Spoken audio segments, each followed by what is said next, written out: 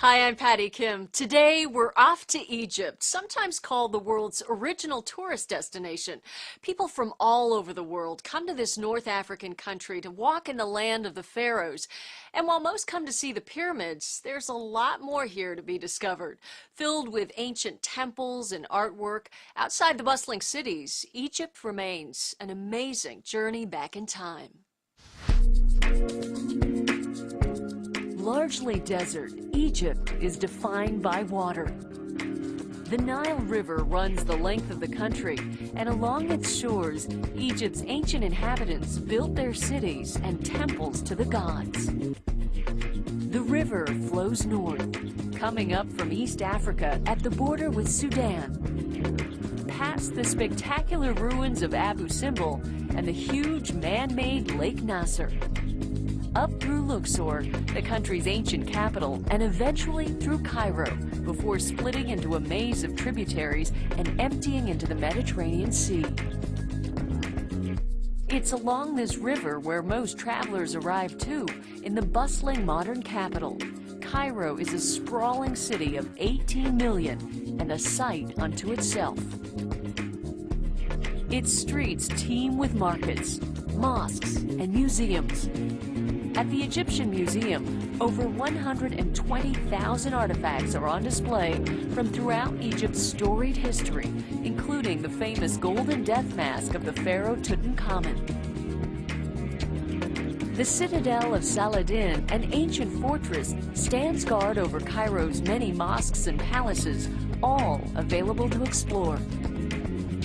To see the city from the water, you can rent an Egyptian sailboat called a felucca for a leisurely glide down the Nile. Cairo also makes an excellent base for day trips, too, to the historic sites just outside city limits. Best known, of course, are the pyramids at Giza. Visitors arriving at the site will find plenty of company. As many as 5,000 tourists see the pyramids every day. At Saqqara and Dashur, you can see the earliest known pyramids. Both sites are still near the capital, but further from the crowds. Going even further afield, a 3-hour train ride brings you to Alexandria, Egypt's second largest city. Once home to perhaps the greatest library of the ancient world, Alexandria today has reconnected with its lost past. The Bibliotheca Alexandrina is a modern-day research center and architectural marvel. The city's sandy beaches and vacation resorts make it an excellent place to relax and unwind after the hustle and bustle of Cairo. After the pyramids, Egypt's greatest monuments are in the south.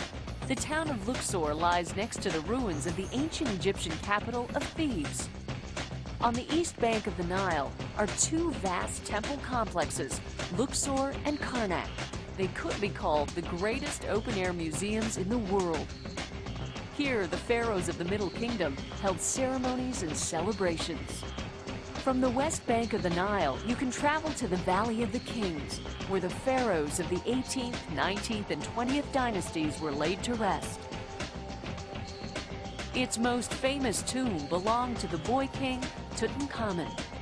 The hieroglyphics and reliefs in the tombs chart the pharaoh's accomplishments in life and the hopes in the afterlife. Last on the tour of must-see attractions are the temples of Abu Simbel. Though located at Egypt's southern border, the town is easily accessible by boat along Lake Nasser, by bus, or by air. 65-foot-tall statues of Ramses II guard the entrance.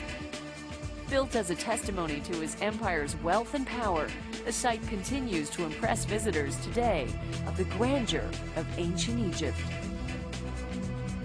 The best time to visit Egypt is in the cool weather in springtime, between March and May. Light long-sleeve clothing is a must to protect you from the sun and comply with local sensibilities.